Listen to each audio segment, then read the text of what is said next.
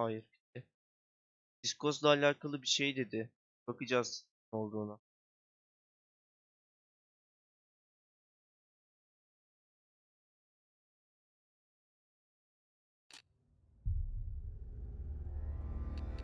O da olabilir. Bak. Hellblade'in filmi de mi varmış? Oyunun gidişatına dair bilgiler için. Stormy seas and lost souls. Who is it? She's dreamt of this before. It's coming. Oğlum niye alt yazı yok? Is it? They say dreams are visions of our memories, thoughts and fears. Lan tamam da niye alt yazı yok? Seçenekler.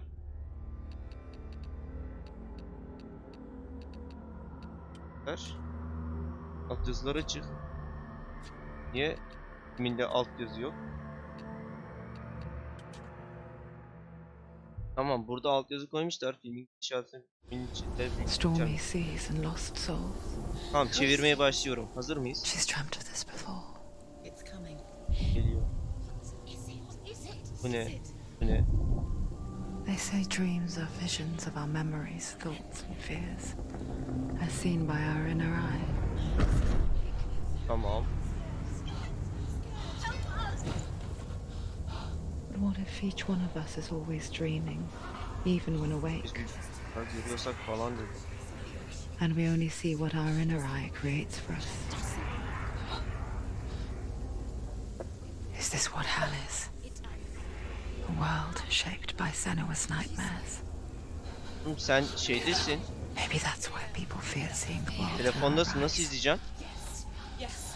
Yes, she's scared. Because if you believe Evet, that oyun Senua's falan. reality is twisted, you must accept that yours might be too.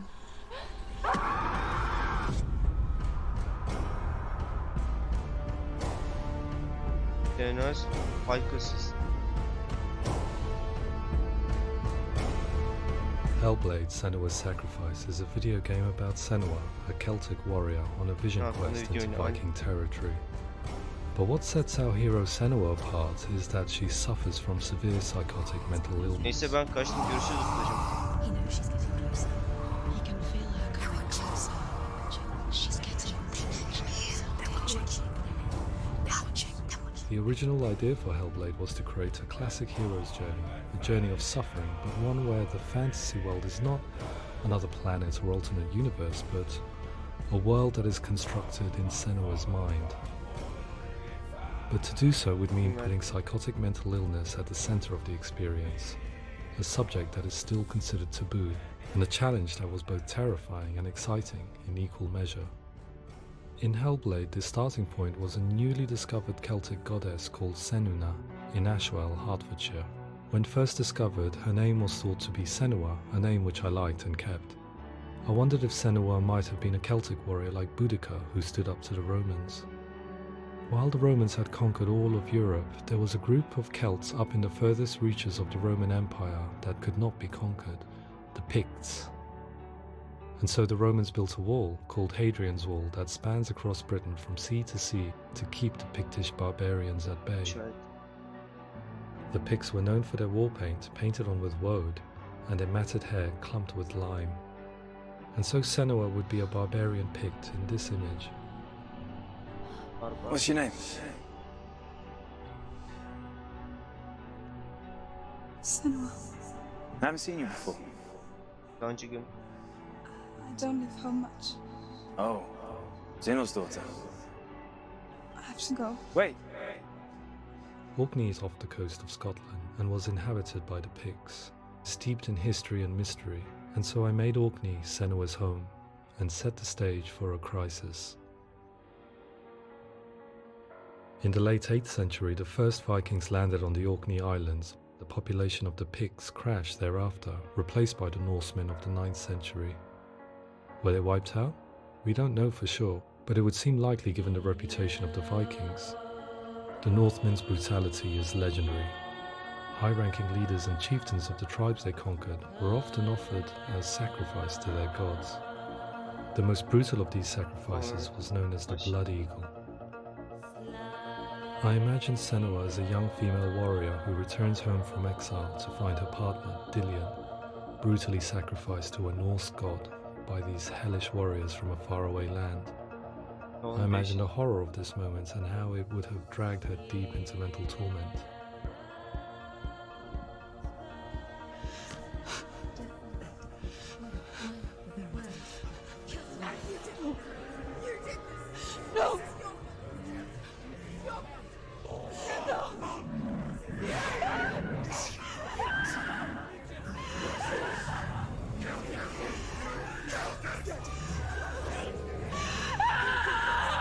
I came to learn that the Celts had a sophisticated and nuanced perspective on the nature of mental disorder. One term they used was Gelt. A Gelt is a man or woman who has been driven mad by a curse, battle trauma, or grief. The Gelt would take to a life in the woods in search of penance, punishment, and purgation. And so Senua became a Gelt, cursed by darkness, looking for redemption in the wilds.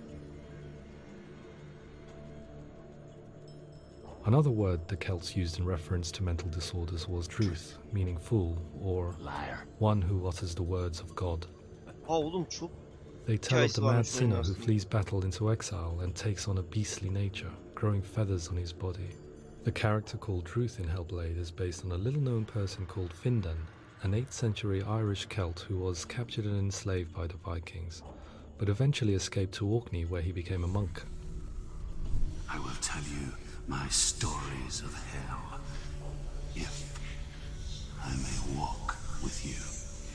Upon meeting Senua, it would be his stories that fuel her quest deep into their world of gods. The Northmen say the world will come to an end.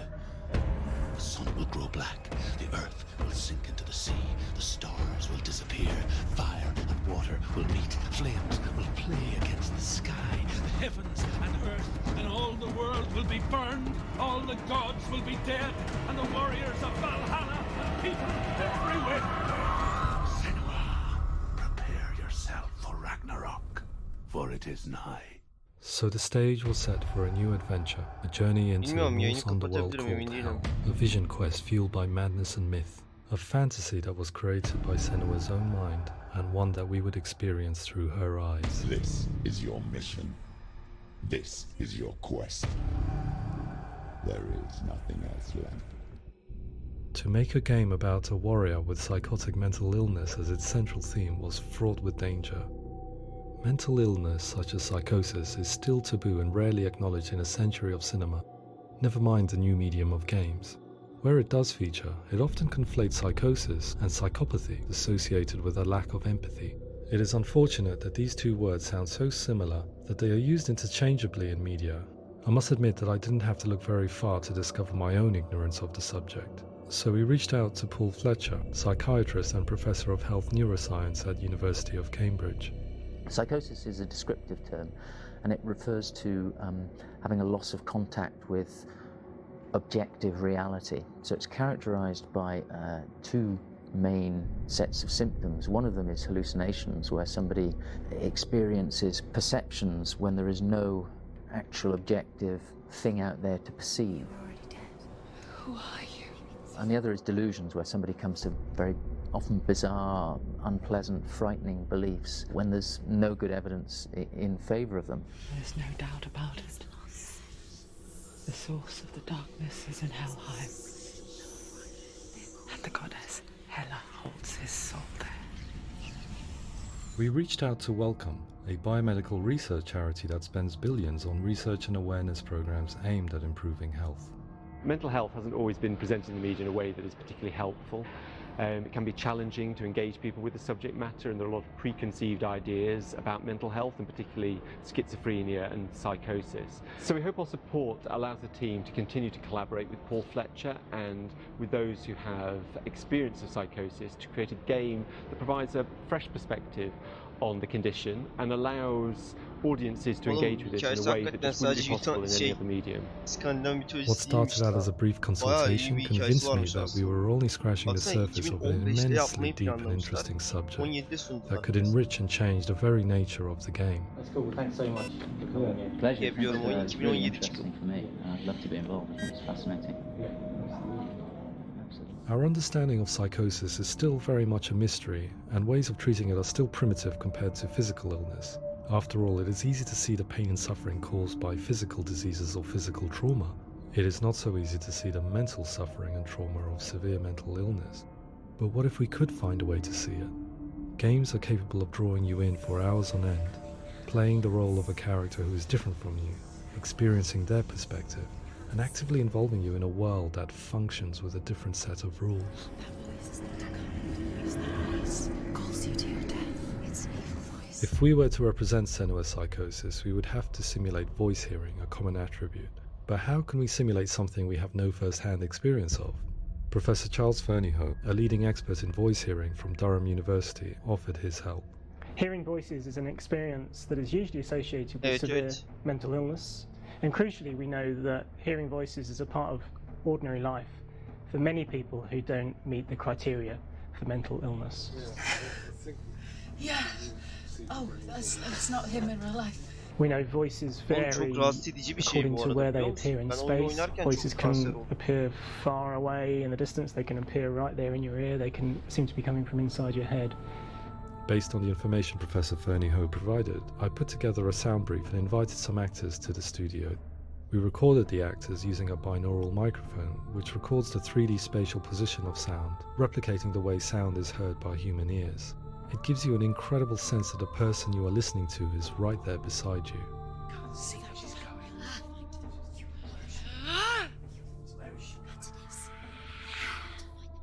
Rachel Waddingham from the Voice Collective came to our studio with 2 young voice hearers to speak to our team. We talked at length about their experiences, and they listened to our tests, giving us feedback on how we could improve on it. Everyone hates her. She's cursed. It's very hard to represent what this experience is like, partly because it's such a personal, intense, emotional experience.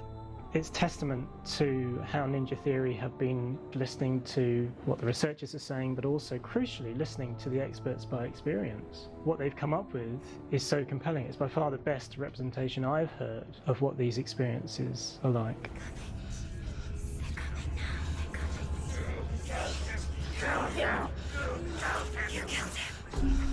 Other common attributes of psychosis are visions and flashbacks.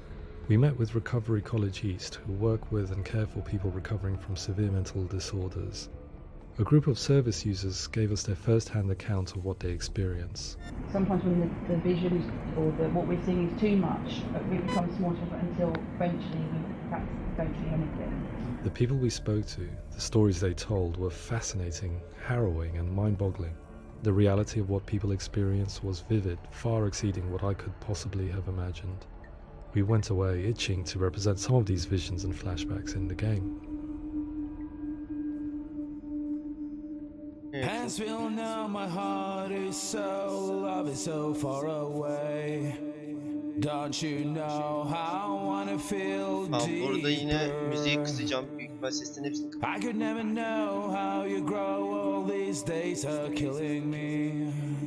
Now I see deep in me insanity does unfold. I just wanna feel deeper, deeper. I just wanna feel deeper, deeper.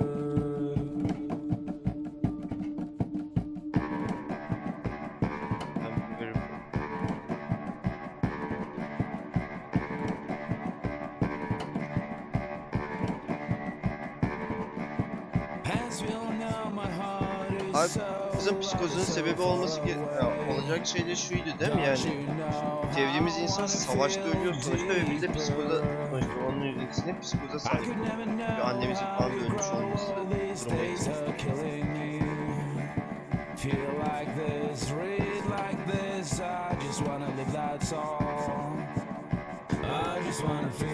Ama çok zor bir şey ya, baksana. Sürekli ses duymuş olmam falan üzücü yani, çok zor.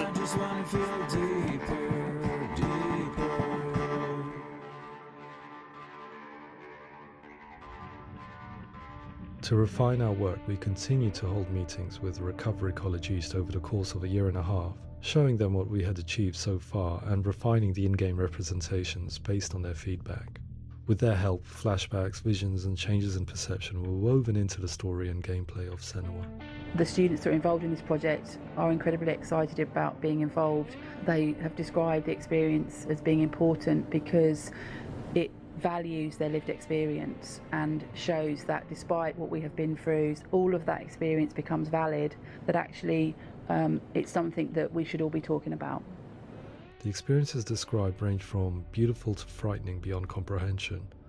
I heard of a girl who has to live with an angry voice screaming at her, slamming on her doors and walls 24 hours a day. I met someone who would often see hanging corpses in a room, so real that she would sometimes try to rescue them. The panic and fear that comes with such visions is entirely understandable, and it can be a living horror for some. Worthless, weak, pathetic. Go on, feel sorry for yourself, because there is no one left to do that for you. I was urged by one fellow that we should not shy away from showing this horror, and so I was perpetually torn in making Hellblade. Had we gone too far with our representations or not far enough? Broken and lost. Just like your soul. Come on.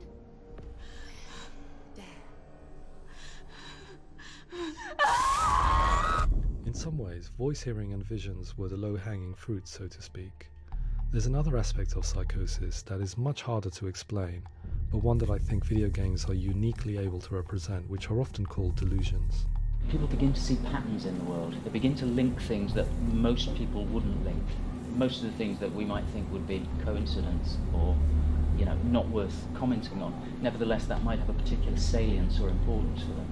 One individual described how everyday words, sounds, colours and objects were steeped in meaning to him, forming a strange and sinister puzzle that he was determined to solve but could not quite get to the bottom of. It's not just brain dysfunction. It's not like the system shut down. It's actually an incredibly creative process. The person creates a world populated with voices and phantasms and terrors, and they're completely immersed in it. They believe in it. We often invite people into the studio to play the game. In one of our playtests, they played through much of the game, making associations between runes, secret messages, and the threat of darkness that stalked them. There are many things that happen in the world of Hellblade that make perfect sense within the context of Senua's mind. The dark rot that's killing her slowly from within, the secret runes of the gods that block her path to Helheim, and strange associations that exist in the game to confuse you. To complete Senua's quest, you have to internalize and accept the logic and meaning behind these things to progress. Afterwards they said that they didn't see much evidence of mental illness in the game. People with delusions of all sorts would argue the same thing, that they are not aware of their experience being abnormal in any way. I need this sword. It's important. Representing perception changes and thinking patterns within Hellblade gives us a set of symptoms common in psychosis. But people with lived experience were keen to emphasize another point, that it is wrong to define a person by their symptoms. Quite often, the illness comes not from the symptoms, but from the stigma, isolation and mistreatment that comes about from the rest of society. They say that I'm cursed. What if they're right? I needed someone to portray Senua, someone who could believably internalize her suffering.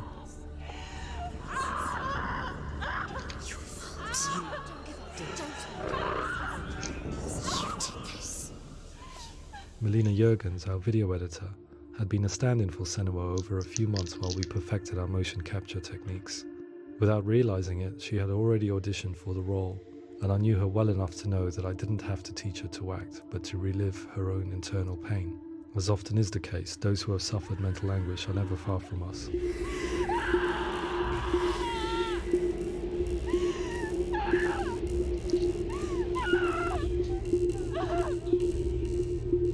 My hope is that by creating a compelling and aspirational character in Senua who feels very much real, albeit in a fantasy setting, we can provide a lens into her reality, a different one to yours, and this is where storytelling comes into play.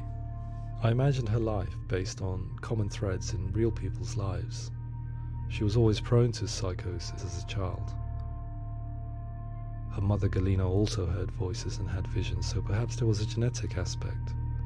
Or perhaps it was cultural, as she lived within a world without science, of gods and superstition, as exemplified by her druid father Zimbo. Psychosis developed in her late teens to early 20s and was exacerbated by stigma and isolation at the hands of the clansmen and her father. There's darkness. It's spreading. The trauma of seeing her lover Dillian sacrificed tips her over the edge, making her remodel her reality around a concept that connects everything: the darkness. So the question is, what Senua experiences real? Can only be answered by saying, yes, it is real. It is her reality. All of her suffering will have been for nothing. It's just a matter of time.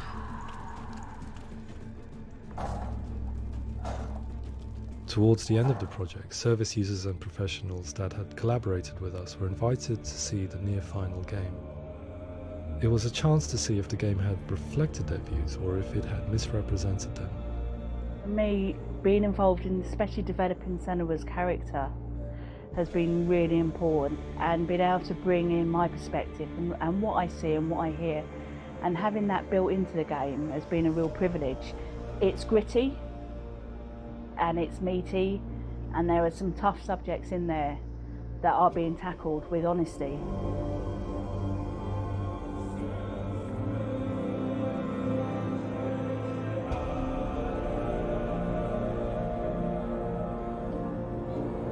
I was blown away by it today, absolutely blown away. It was just fantastic to get the opportunity to use our lived experience in a very creative way. There's nothing tokenistic about the work we've put in. It feels like we've been listened to, things have been taken on board, and I think there was a lot of realism in the game itself, and it feels very authentic. Ama hala o kargosunu sövüyorum ya. Hellblade will give people a good experience of what it's like to hear voices and have those experiences. I'm glad that the guys at Ninja Theory have asked us to come along and help them build an experience that's positive when it comes out, and get myself a copy and have a go.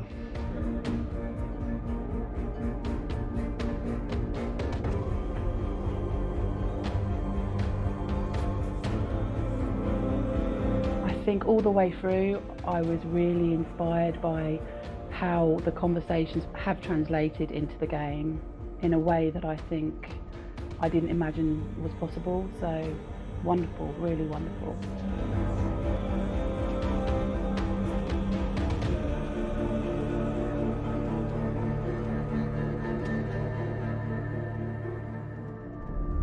I really hope that others will follow the lead they've set and use the power of something like a video game to change people's perceptions, to increase understanding, and ultimately to make some of the stigma around voice hearing and other experiences go away. Onun bir şey diyeceğim. Keşke daha önce oynasaymışım bunu.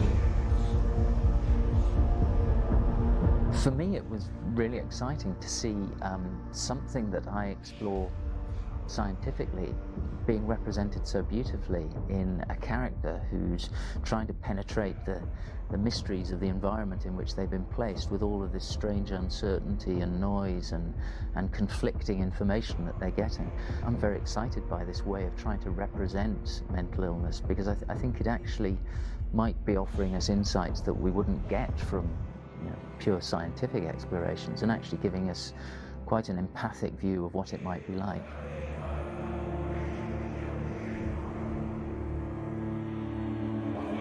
Mental illness has been with us for as long as we have been on this planet, but why?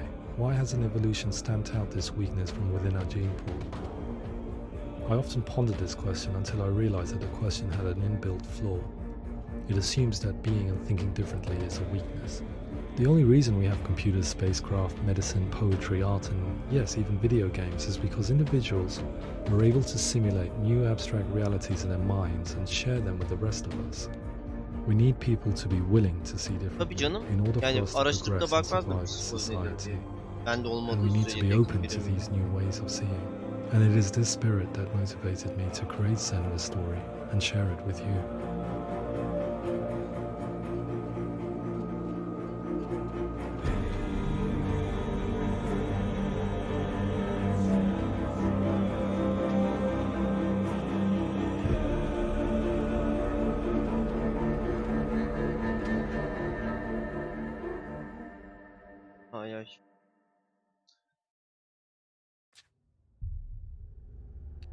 Hellblade'i bitirmiş olmaktayız. Çıkış.